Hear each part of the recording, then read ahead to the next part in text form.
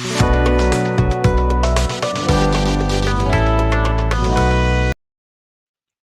morning, good afternoon, good evening to all my viewers.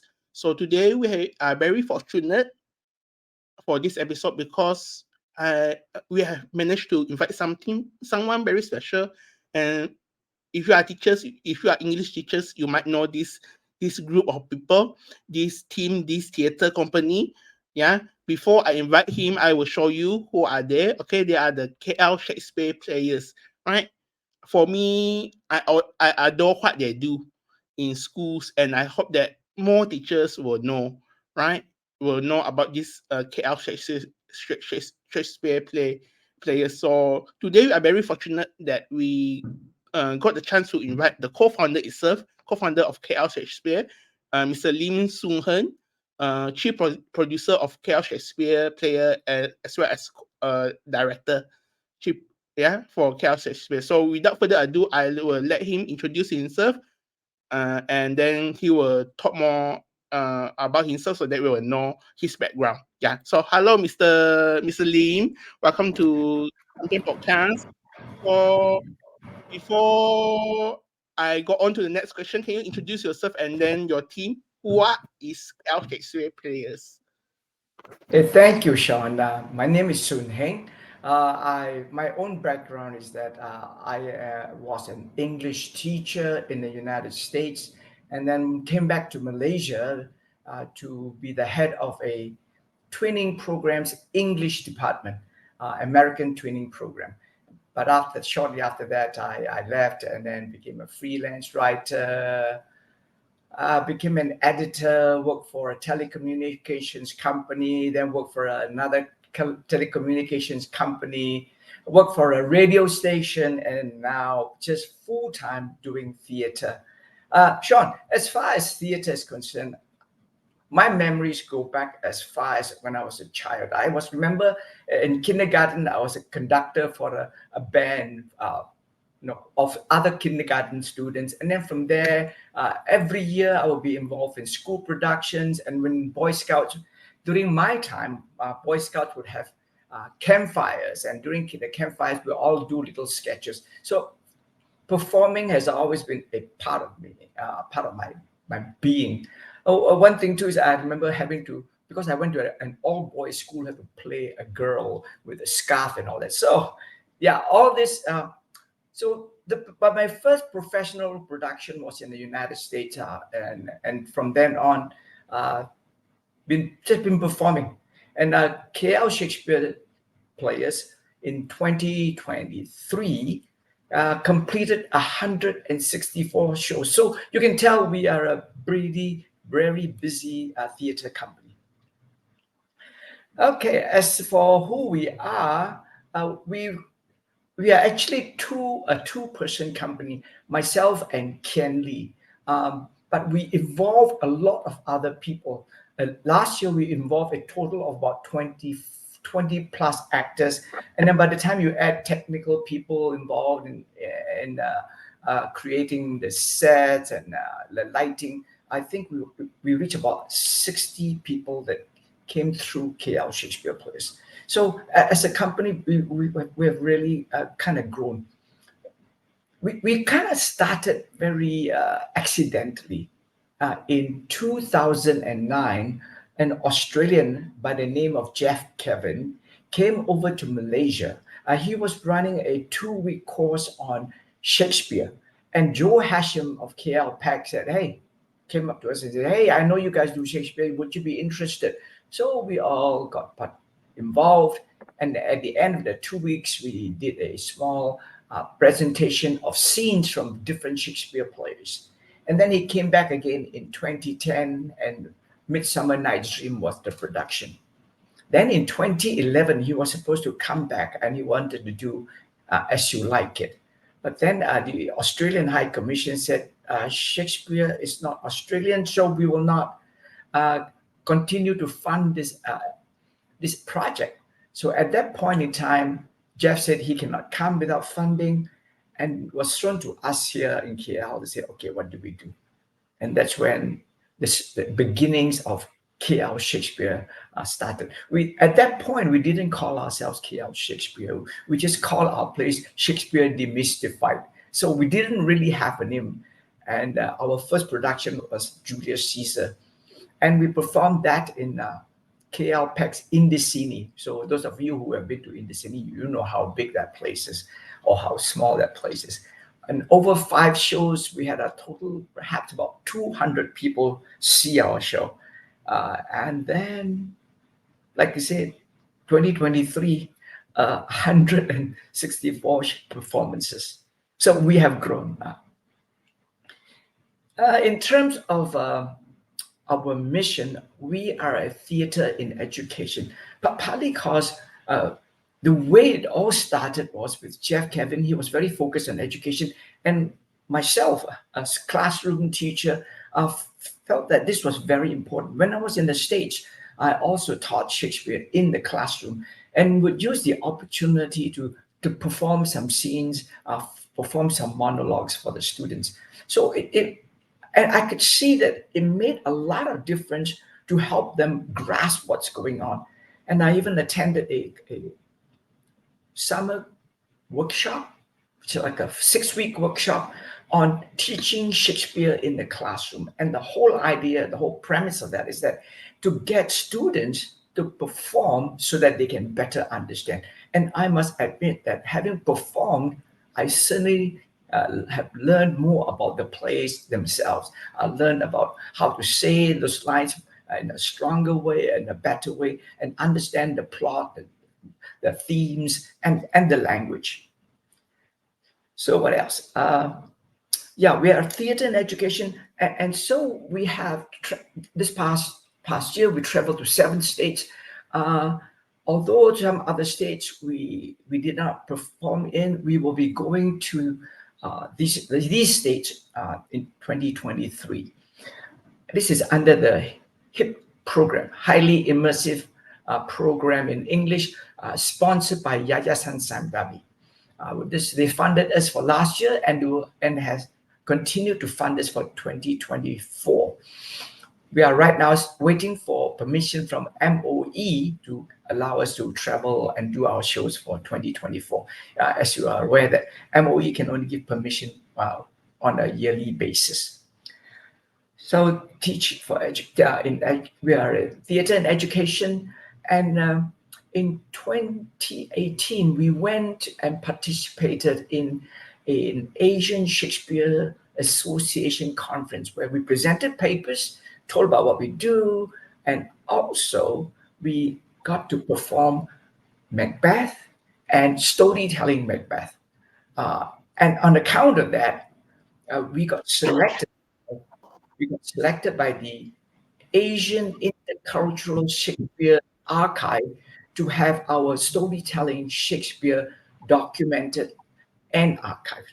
So, as I said, we are very serious about our mission, and we want to be in all at least Southeast Asian countries to start. So far, we have in Southeast Asia, we have at least put a foot in Philippines and Indonesia, and in the middle of March, we are going back to Indonesia. So, interesting. So, Mr. Lim, beside that, how do you see KL Shakespeare play contributing to the cultural landscape of Malaysia? Because we know that there are nationalists that say that we should always focus on Bahasa Malaysia. How do you see that? I think this is a very interesting question to ask you. Yeah, since we are mainly we have to think of our as a company. We need to be sustainable, and if we were to do Bahasa Malaysia's plays, there are other groups stronger and with better actors doing that kind of work. So we will be going into a place where we are not really equipped.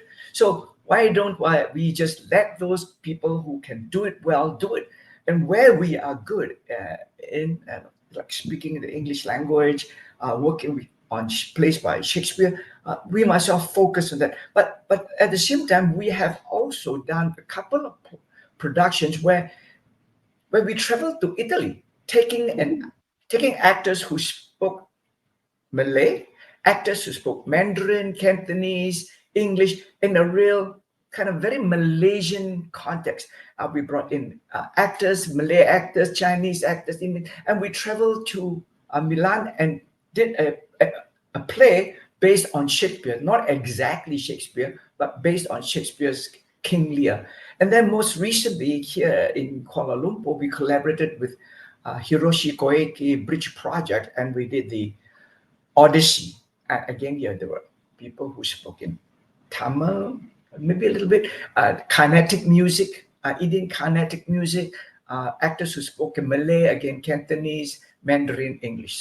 So we are trying to reflect the mixture of Malaysia. So yes, we do. So in terms of where we will focus primarily on English. Well, because there are others who are doing Chinese theater, Malay theater, Indian theater. So that's our niche. Right, Mr. Lim, how do you perceive the evolution of theatre in Malaysia over the years? Because for us teachers, I believe that we see KL Shakespeare is still in the infant state. So how do you see the revolution of theatre over the years? Will it become bigger? Will it scale down, or how? How do you see this? I don't know exactly, but this is only my gut reaction. For the most part, live theater has to find its own way of becoming sustainable. There is not a lot of funding. If you look around in the theater space, there are very few senior actors. All the actors are primarily young people at 30s, and once they hit mid 30s, they're out of the scene. They go either to television or film because it is so hard to sustain them. Live performances, unlike film and TV, you just do it once and then it can be replicated, so they can pay you a little bit better. But for live performances, you have to do it every time that you have a show. And in order to have a show, you need to have audience. And so, you know, in Malaysia, trying to have a run of several weeks is quite tough. So some of the shows that we have come up with, like Macbeth, Merchant of Venice, Romeo and Juliet, so the what we call the canonical Shakespeare plays, we had we did them first in 2017, Macbeth, but we continue to restage it each year. So by now we have done easily 60 shows since 2017. May not be a lot, but it, it is something that we keep doing, and it's a way to how to say, monetize on your investment. So you spend maybe X amount of dollars creating the show, but once you have it developed, you spend less restaging it each time, and then you can make off it to be viable. Yeah. So how does that? So until we get better funding, at some point we are going to lose senior actors, and so the actors will always be young actors, and so there is no lack of depth on account of that. Yeah. Do you welcome any funding from the public that watching this, or if so, how can they contribute to the company if they are interested? Yeah, Mr. Lim. Occasionally we get people who say, "Oh, I would like to contribute to you," and they ask us for our bank account, and then they send them, transfer their money there. But on the whole, we have not gone out to the public and do a kind of what crowdfunding. All of that we have not done. I don't know. Is there any planning for that? I for one struggle with asking people for money. But this, unfortunately, we all need money. Do we plan to do it at this point? There's nothing on the, in the card to say, okay, this year at this point in time we'll do a funding drive. No, we have not thought of that. But we are always open to receiving funds from anyone.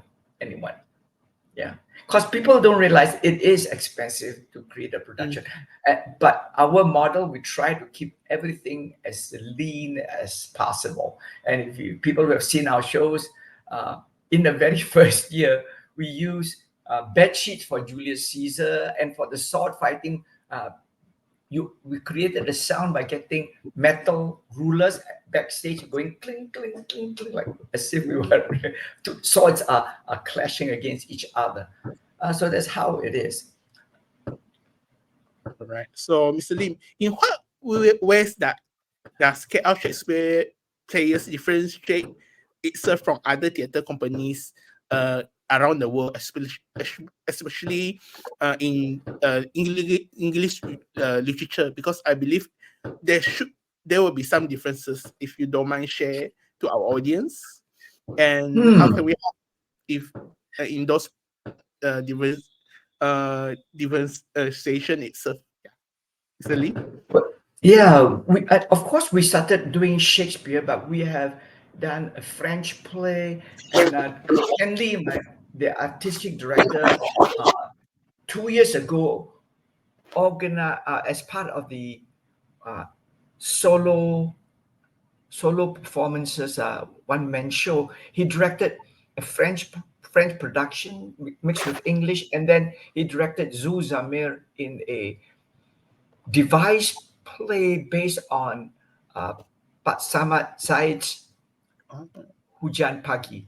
So we are expanding and trying to do things that are different. So from that perspective, straight away we are Malaysian and not like English-speaking theatre companies in the UK or in Australia or New Zealand. Um, I have not really compared ourselves to them simply because I'm aware that our circumstances are different. Notwithstanding that, I know that all actors in most countries are struggling to find funding to do their shows. They have always got to go knock on doors or make applications to funding bodies. In terms of our practice here, really it is not that different in that we get actors, we try to contract them for the show that we're doing, the project that we're doing, we rehearse with them, and then we try to travel. And in the course of working on different projects, we pay attention to who's good, who we can work with, and then we involve them in more and more of our productions. We are a two-person company, so we cannot compare ourselves to big companies, even locally. Who are the big companies locally? I also don't know. They're all owned by one or two people, run by one or two people. Some have staff. Kenley and I, in essence, run everything. When we have certain projects, we have a person leading it. But as far as the administrative work is done, we do it.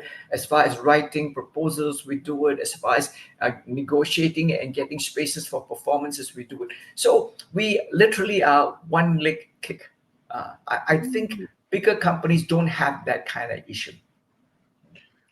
right. So, Mr. Lin, just now you talk about the actors, right? All the actors are young, so I believe that there are lots of challenges when you guys, you both of you train those actors, and you also write in your about. If you don't mind sharing, what are the current challenges that you find troubling you, both of you, when you train these new actors? What are the challenges? Ah, Maybe those who want to drive, maybe they have to get used to. Yeah. yeah, what's interesting, there are not a lot of male actors in our call for audition all the time, as we always get more female actors than we do male actors. So that's one thing. It's not like 50 55%, 45% male, 55% female. No, we get something like 80% female and 20% male. So it's that kind of spread. So it's harder to find male actors. um, and then unfortunately Shakespeare's productions tend to have more male actors than female actors. But in some of productions we have women doubling up as men. So like when we did Macbeth, When we did Macbeth, and when we did Hamlet. So we try to, when we can, we try to allow for cross casting or open casting. Challenges with actors, one is trying to find enough, and also a lot, based on my experience, a lot of the younger ones having trained here, especially in like universities, they want to continue their education overseas, and some have, after doing well here, gone overseas, go and where they have their further education, and they decide to stay. So we lose a lot of talent from here simply because we don't have a strong ecosystem of support to help young actors grow. For a lot of young actors, I know they are teaching for other, like not tadikas, speech and drama courses. It's hard for them to be full time. Candy and I do this full time, but we are also doing all the other work related to theater, like I said, the administrative work. Sometimes Candy is also running around buying costume and planning the costume, talking to the lighting person. So some of the technical aspects also handled by us. So these are the challenges. All, I think, at the root of it, I think money is at the root of it. How about English proficiency when they want to apply to become an actor? Because I believe that most of my audience are teachers, and most of them are proficient in Bahasa Malaysia. So if they are not proficient in English, will you still accept them, train them?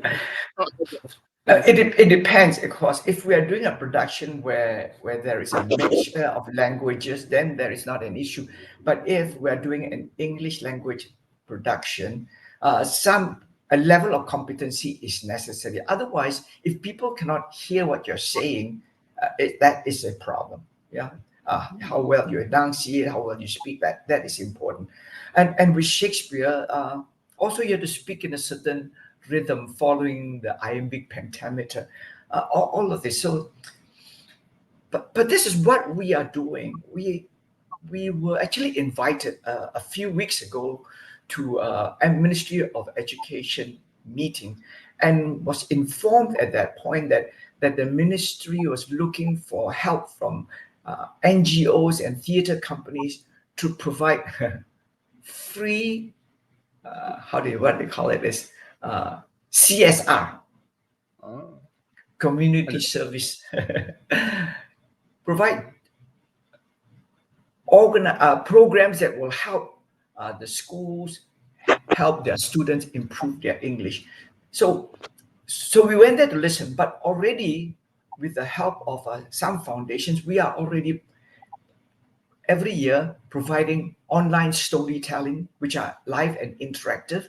And then last year, for the first time after the pandemic, traveled to 7 states, and in each state perform about 6 to 7 shows. So across the 7 states, we did a total of 57 live interactive storytelling.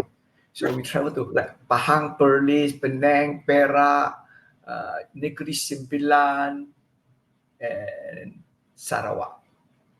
So this year we'll go to the others, and Wilayah Persekutuan. So this is our way of helping contribute to what the Ministry of Education is seeking, ways of creating environments where students can get more opportunities to engage in English, speak in English. So speaking in English is important. All right. So since it's important, and you also mentioned about our young learners, right? So do you provide any training for young kids, or even kids that are interested in theater? Yeah. If so, can you tell more? If you got Yeah. Unfortunately, most of the training that we do are for international schools because they engage us to go there. Every now and then, we will do one that is organized by somebody who's not from an international school. So like a few years ago, 2 years ago, we did one for a community in Center Point, Bandar Utama. And then we did storytelling also in that same place. So these are the occasional things, but for the most part, because we have to put food on the table, we take jobs where they offer us some income.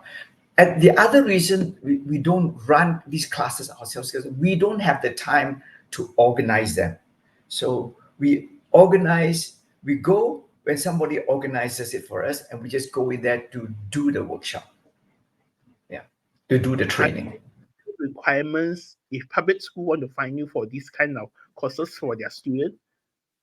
Some public schools have, like I think if I'm not mistaken, like Sri Bintang Utara, and you know, some schools have had this before.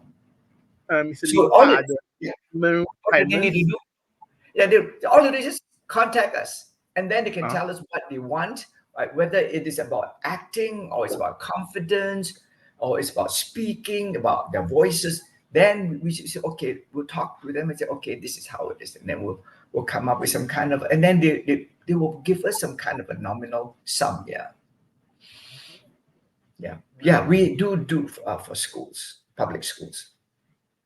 All right. So before we go further, your other co-founder show already shared with Champion Podcast on the videos. So let's watch a few videos and then we continue with the next few questions about KL Shakespeare, shall we?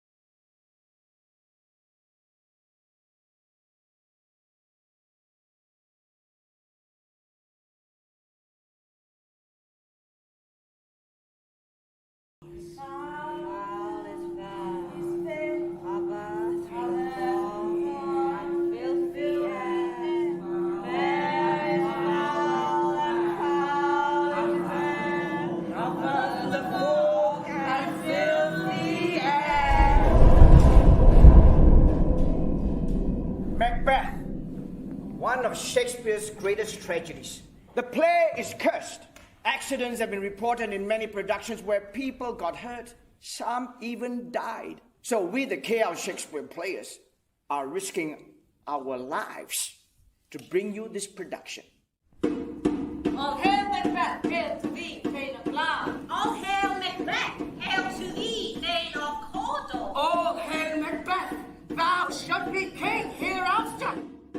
Full of scorpions is my mind. And never shall sun that morrow see.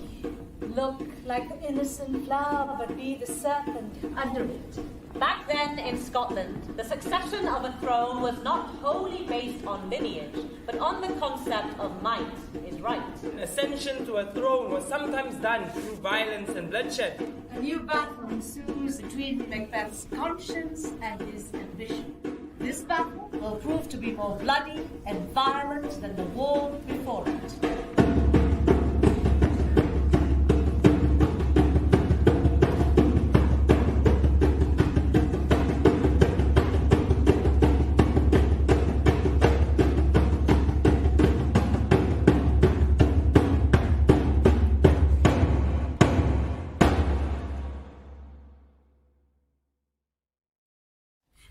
event of an emergency, please stay calm, stay in your seats, because the actors have to make their way to the exits first. All right. So to all our viewers, these are some of the plays that they are offering. If you want to contact them, yeah, you can go to their website, KL Shakespeare, and you can invite them to your schools. So now I want to ask you about the next question. Since after we are watching these two videos, right, Mr. Lim, could you share any memorable experience or success story from this theater that you have done in those places? Are there any thing with the kids, any success story with the kids, any success story with the people they're watching? If you don't mind sharing.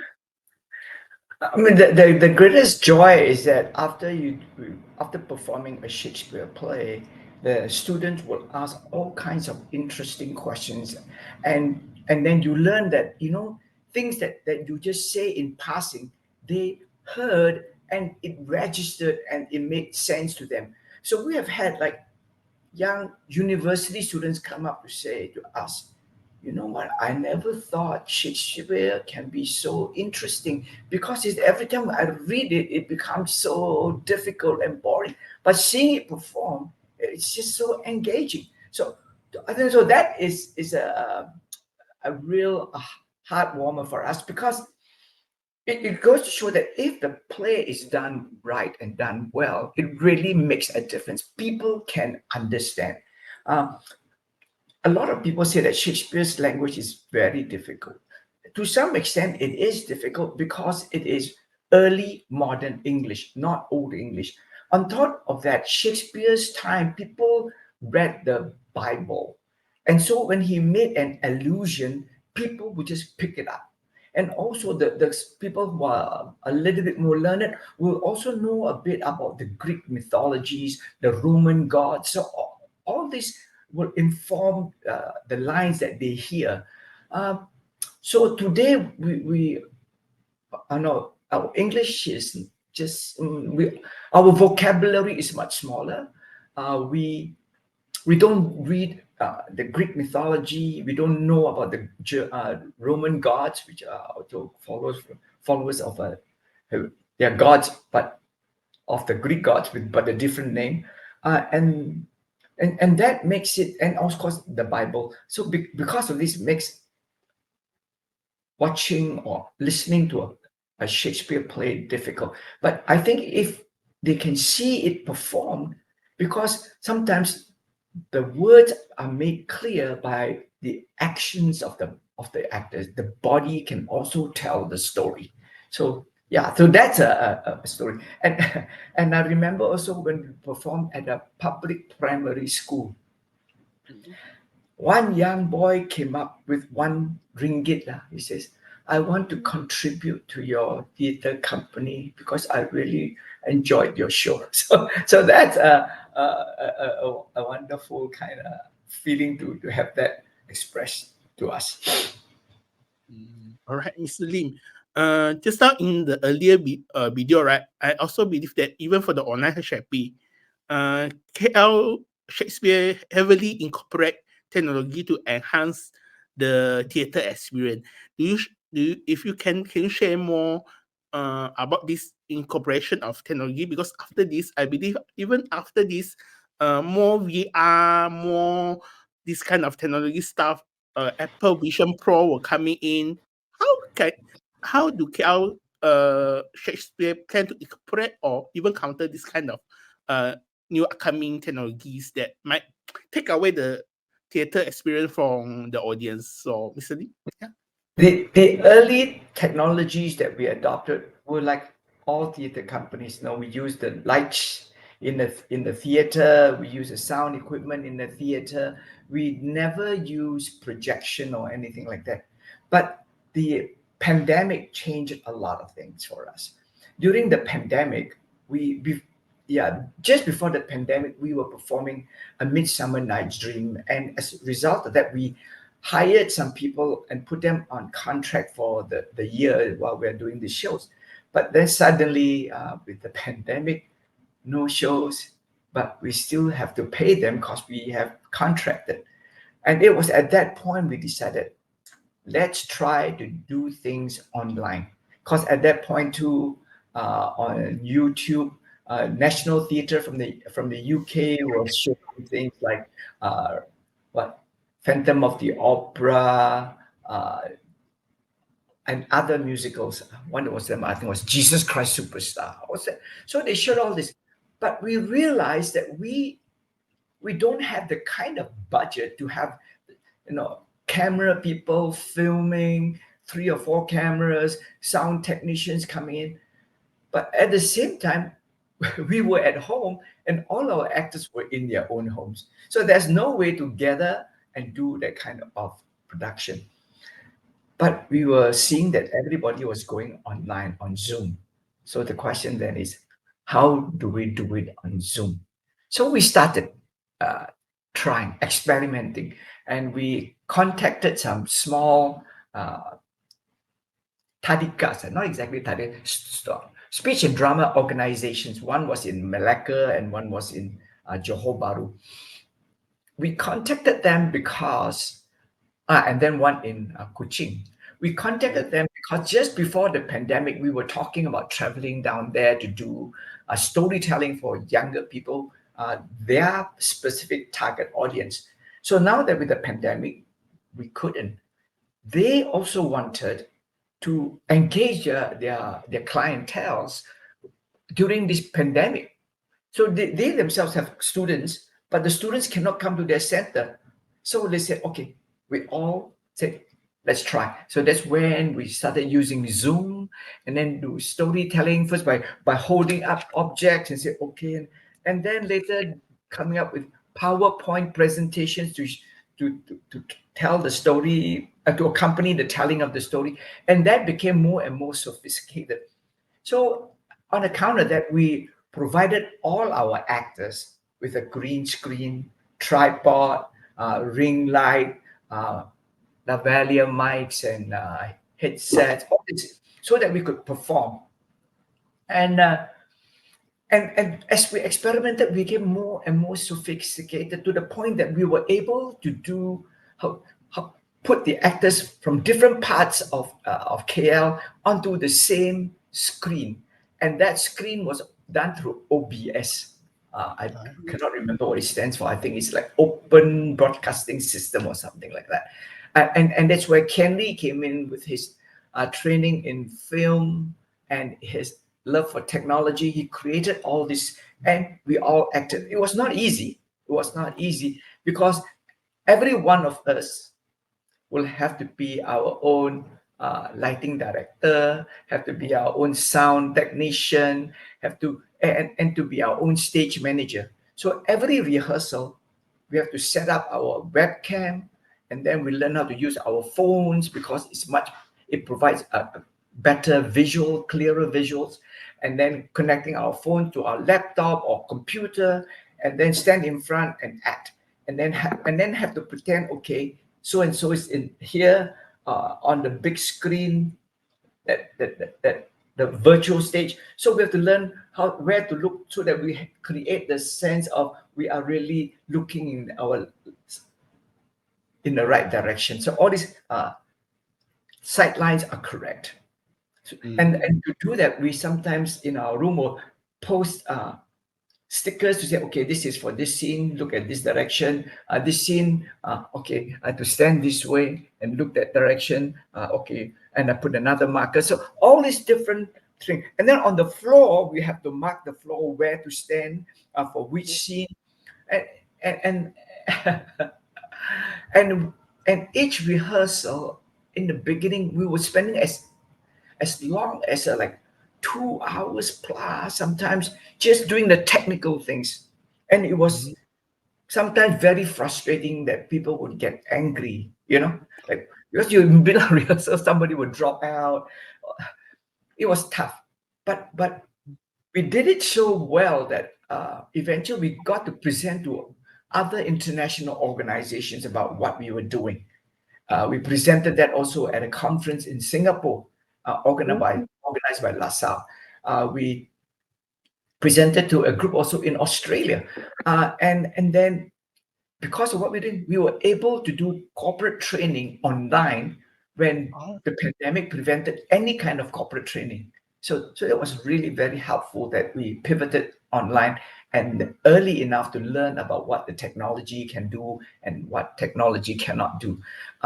Again, here we are on the cheap side because we only use Zoom as our platform, or the other select Team and Microsoft Teams and Google. What's it? Google one?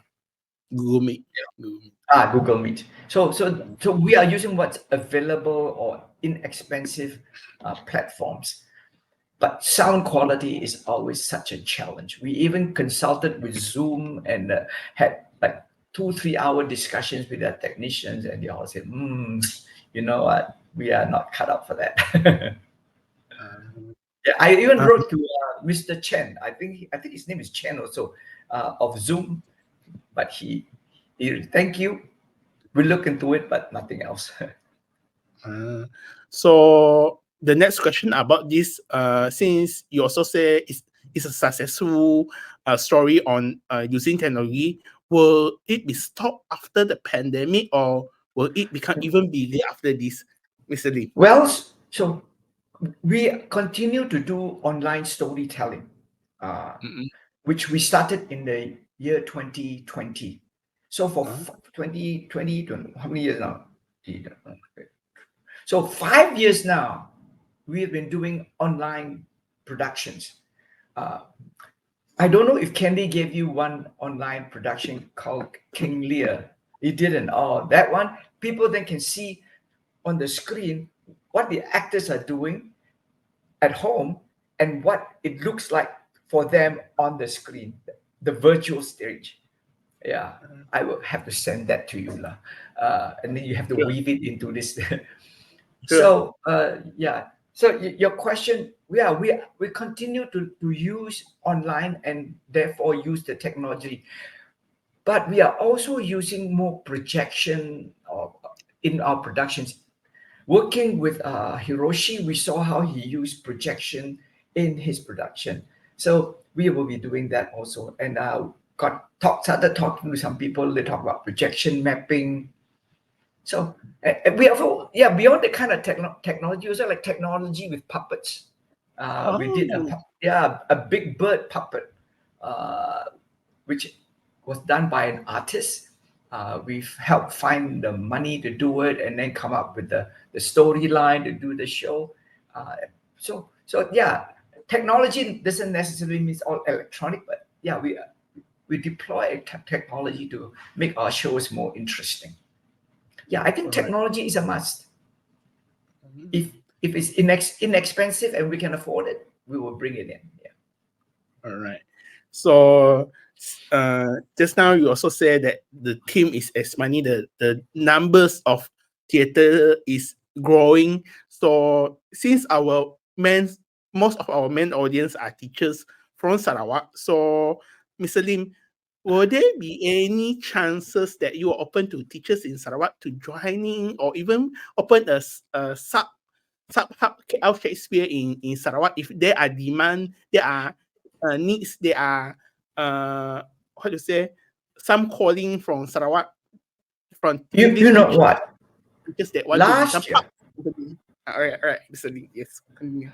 Last year we went to IPG Ta, Institute Pendidikan Guru Campus Tunku Abdul Razak. And there we worked with the trainee teachers to do their show, and they did a show about now I've forgotten what the title, about the two sisters who it's a Sarawak folk tale. So they did the students acted, but we helped direct them a bit and clean up for them to do the performance. So we worked with them. And after that, we performed. And students from the public primary schools were invited to see the shows. So were some teachers. And based on my perception and based on what I've heard from them, it was wonderful. And it is something that we want to do again. So today, as a matter of fact, I heard from somebody said, look, we are planning on something like what we did last year. So we will be going there. As for getting teachers involved, I think it is possible. It's a question of whether we will find somebody to really champion it. Because all these kinds of things, you know, it really needs dedication because there is no money in it. You got to just work, and sometimes it can be thankless. For me, a lot of times the work feels thankless until I perform. Then when I see the smiles and see people's eyes light up, and I say, that's my reward. So yes, Sarawak teachers, if you want, we should be going there again sometime this year.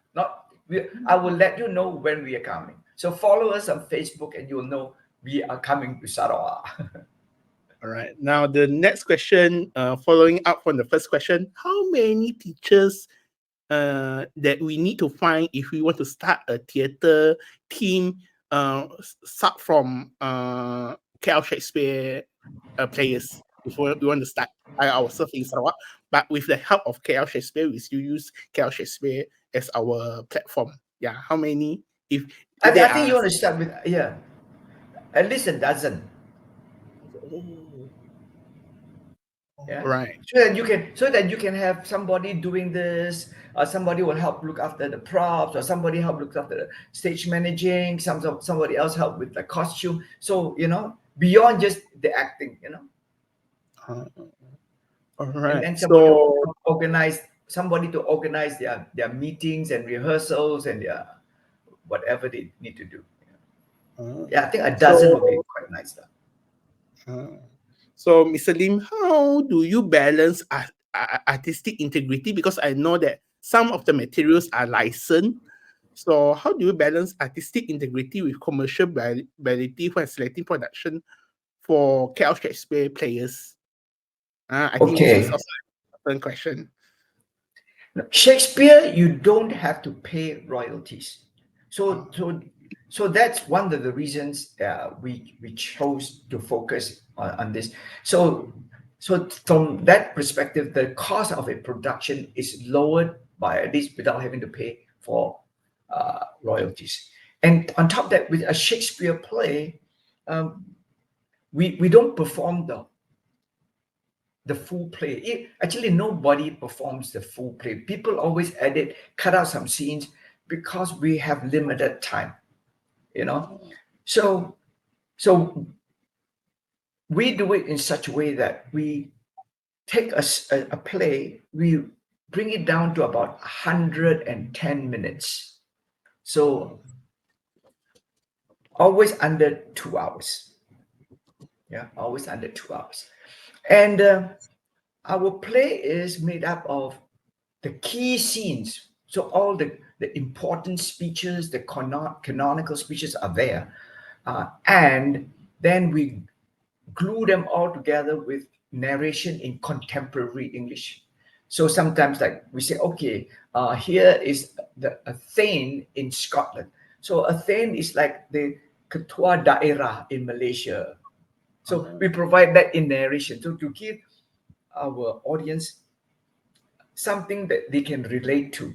Or when we have said the king comes to see a place and he describes the place as so beautiful and it's good for his spirit. And we say it's kind of like saying, this place has good feng shui. So we use things like this to help people make a connection and access to the play. Right. So, are there any upcoming projects or production that you want to share with the audience? Yeah, I don't know when this will come out, but 1st of March, it could be already over. The first weekend in March, on the 3rd, we have Storytelling Romeo and Juliet at Pihak as part of the Damansara Children Arts Festival. And then on the 16th and 17th, collaboration that we will have with Bentley Music Academy. So when we'll be doing storytelling, 3 actors on stage doing the storytelling of Macbeth, and the orchestra will be there playing music while we perform. So there'll be times when the orchestra will play and we will just move or do whatever actions we have to do. And then the music will carry that part of the story. Then in May, we are staging Othello. a play that we first staged in 2015. So it has been like sitting there for a while, and so we're re-looking at it and how to stage it. So we this time definitely quite a different cast. But in the meantime, beyond these, so like we just returned from Johor Bahru performing our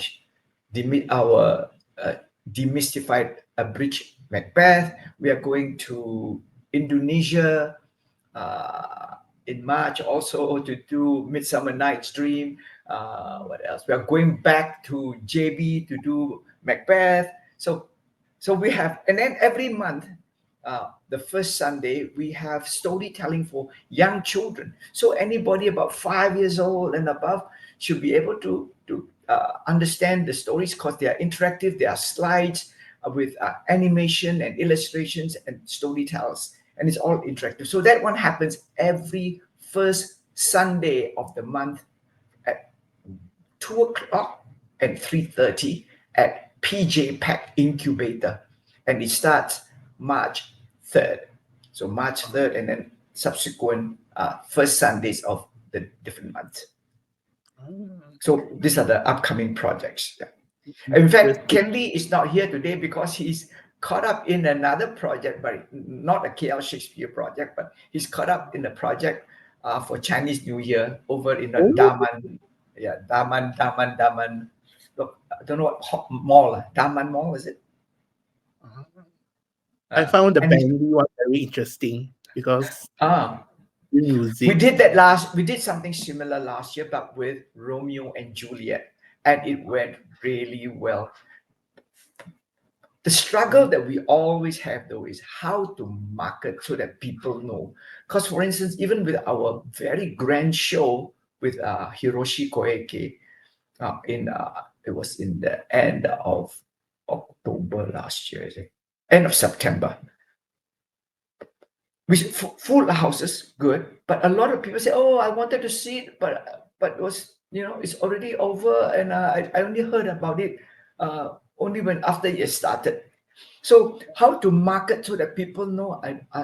It's a challenge that we have. We use Instagram, we use our Facebook. We try to get the online media companies to help out. But it's sometimes hard to get enough publicity. Yeah. So how do you see the future of KL Shakespeare evolving in the coming years? Before we go to the last question, I think I'm quite old now, and so Candy will have to bear more of the weight of this. We have to find us for KL Shakespeare successors to carry on. As for us to grow, we actually have grown all the time. We started first by focusing on upper secondary and university students, and it was not until 2017 that we started doing storytelling for primary school. And even that primary school students, they were more upper primary, like standard 4, standard 5, standard 6. And then we started coming with this illustrated storytelling, kind of like moving books. And then we reached down to much younger, lower primary kids. So we started with doing everything in English. Then we've included French. We've included Malay. We have talked about trying to do some things in Chinese, but our Malaysian kind of Chinese where we can Hokkien, but I don't know whether it will come to pass, but we have thought about it. So I think our productions will, if we have enough people, will do other productions which will be non-Shakespeare. So that's the I see how we grow.